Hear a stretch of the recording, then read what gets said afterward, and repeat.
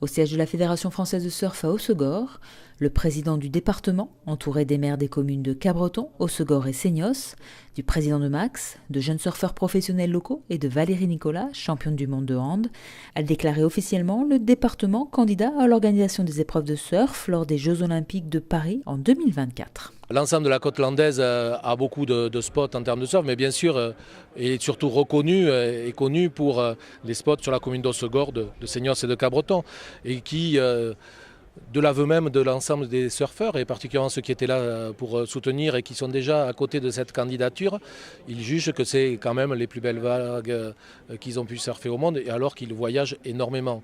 Donc cet atout naturel, il faut le valoriser, et c'est ce que nous comptons bien faire avec cette candidature. Mais ce n'est pas uniquement cet élément-là qui est là pour porter notre candidature, c'est aussi un contexte culturel et un contexte économique. Depuis fort longtemps, le département des Landes a investi sur la filière surf, parce que cette filière véhicule des valeurs que nous partageons au niveau du département des Landes sur la préservation du cadre de vie. Nous faisons ici du développement durable bien avant que le concept n'existe, et on a su préserver cette côte. Et l'ensemble de l'économie liée au surf a reconnu ce site depuis fort longtemps, parce que à travers la zone d'activité de Pays-de-Berre, les plus grandes enseignes de surf se sont implantées sur ce territoire parce qu'il y avait une vague emblématique et quasi mythique qui était présente sur la plage de la Gravière. Donc aujourd'hui, ce sont tous ces atouts que nous allons faire valoir pour que notre candidature puisse prospérer auprès des instances olympiques et internationales. La candidature landaise est en concurrence avec Lacanau et Biarritz, chacune ayant des atouts à faire valoir. Ils sont un peu similaires et un peu différents.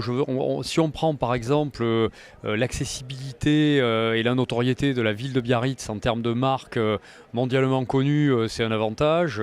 L'aéroport, c'est un avantage. La qualité des hôtels Biarro est un avantage. Ici, évidemment, la qualité des vagues est un avantage.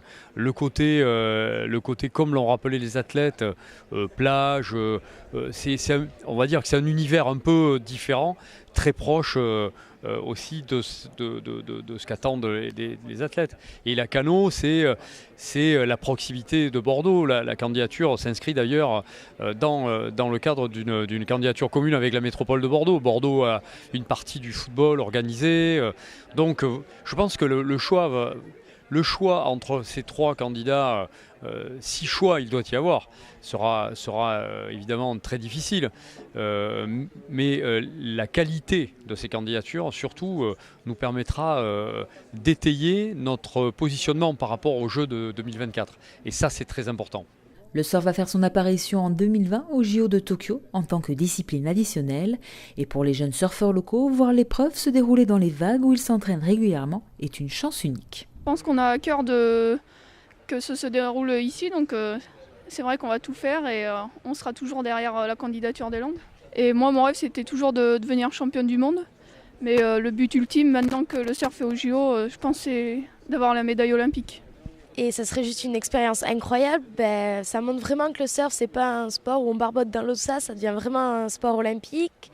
Et ça serait juste une chance incroyable de le pratiquer ici dans les Landes chez nous.